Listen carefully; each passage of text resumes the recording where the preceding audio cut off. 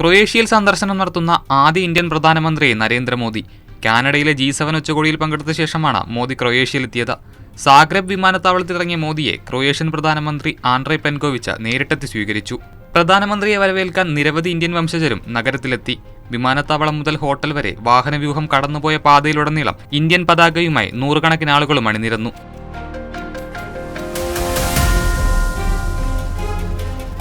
ക്രൊയേഷ്യയിലെത്തിയ മോദിക്ക് saint mark സ്ക്വയറിൽ പ്ലെൻകോവിച്ചിന്റെ നേതൃത്വത്തിൽ ഔപചാരിക സ്വീകരണമൊരുക്കി.